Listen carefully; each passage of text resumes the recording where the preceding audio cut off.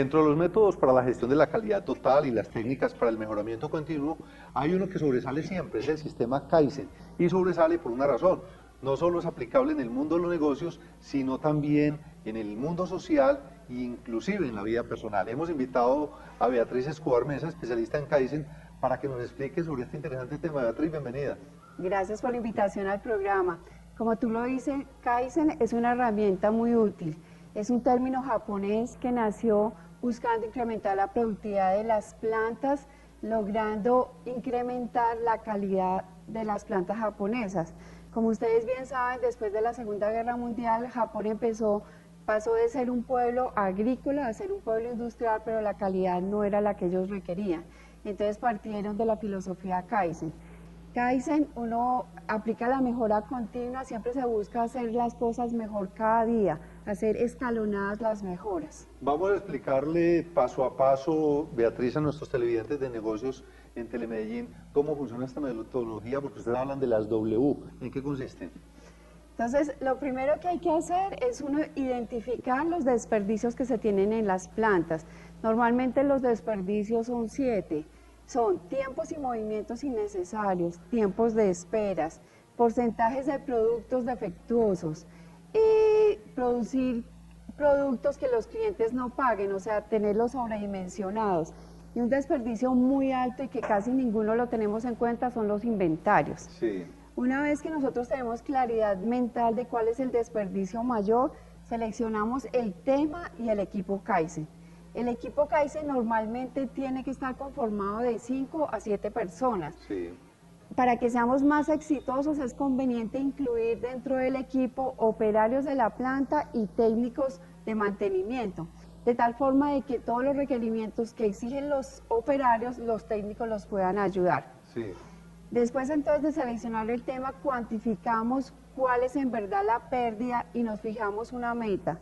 Esa meta debe ser retadora, pero debe poderse cumplir más o menos en un tiempo de 5 a 6 meses. Que sea retadora, pero también realista. Realista, exacto, para que pues, los operarios no se desilusionen. Sí. Una diferencia grande con esta metodología y con otras tantas que hay de incremento de productividad es que el Kaizen se debe hacer en periodos cortos, porque como bien lo dije al principio, como es la mejora continua, si uno aplica un Kaizen durante 5 años, Sí. pues digamos que no es una mejora tan continua. Después entonces de seleccionar el tema, pasamos al análisis. Para el análisis entonces utilizamos los 5W1H, que básicamente traduciéndolos al español son: ¿qué es el problema? ¿Dónde se presenta el problema? Sí. ¿Quiénes participan en él? ¿Cuándo se presenta y cuál es la tendencia del problema?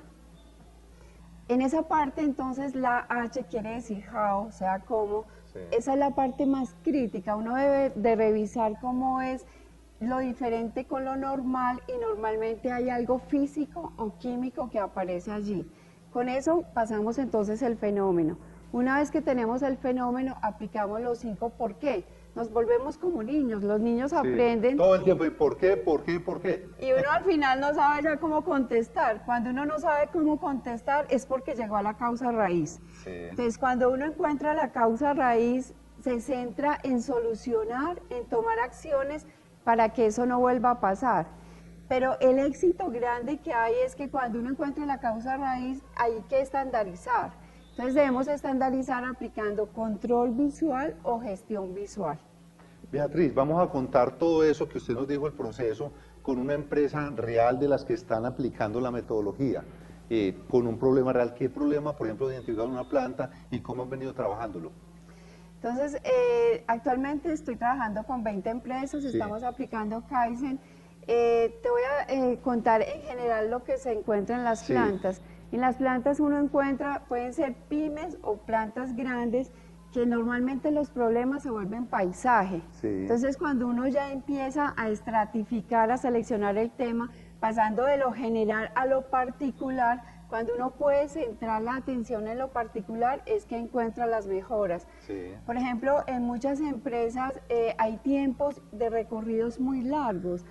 Por ejemplo, para empacar unos implementos en unas cajas, hicimos la cuantificación y más o menos un operario por caja recorre 1 kilómetro por día. O sea que Sí. si en el día hacen 5 cajas, recorrerían 5 kilómetros. Quiere decir que si hay una mejor distribución de los espacios, se optimiza el proceso, ya no tendría que recorrer 1 kilómetro, sino mucho menos. Exacto, entonces lo que hicimos básicamente en esa empresa fue colocar todos los insumos en forma de U, de tal forma de que como si fuera uno en el mercado, empezar a empacar en forma organizada y al final entonces el muchacho disminuimos el recorrido más o menos a 100 metros, una Uf, cosa mínima. sí. Y en el día ellos podían hacer solo 3 cajas, ahora pasamos a hacer 8 cajas por día. Y eso tiene repercusión en todos los aspectos, desde el mismo cansancio del operario, que ya es mucho menos con un recorrido más corto, hasta toda la implicación que eso tiene sobre la rentabilidad de la misma empresa y los ingresos.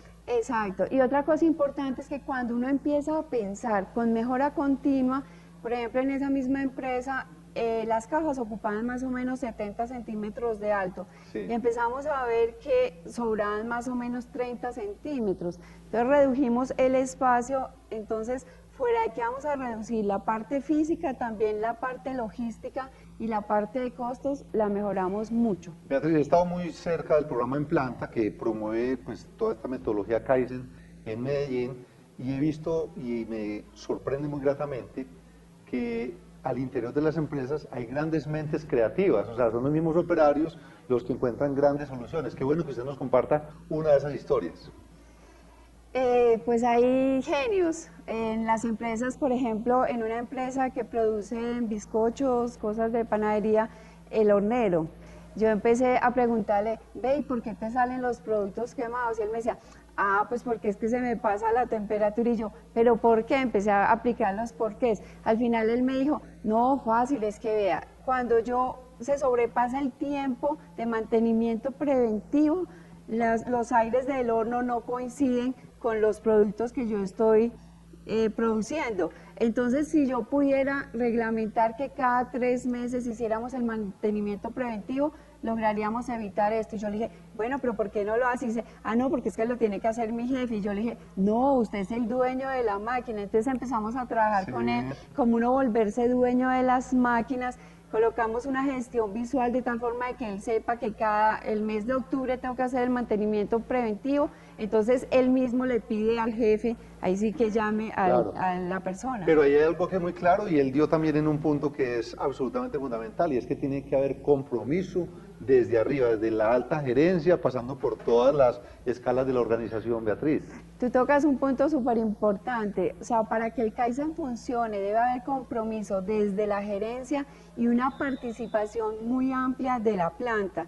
Y también debe haber el compromiso que cuando los operarios soliciten mejoras, que normalmente en el Kaizen son mejoras que valen muy poco, se hagan y se hagan rápido, porque yo pues tengo muchísima experiencia en productividad y he concluido que el problema de todos, tanto de las empresas como de la vida normal, es falta crear actividad. Claro. Uno piensa que Miguel Ángel obviamente sí era un genio de crear actividad, pero es que al final tenemos todos que volvernos genios en crear la actividad que necesitamos para que la mejora sí sea exitosa. Y algo que también me gusta muchísimo, Beatriz, es que cuando se implementa esta metodología Kaizen, uno ve que los resultados se ven en muy corto tiempo.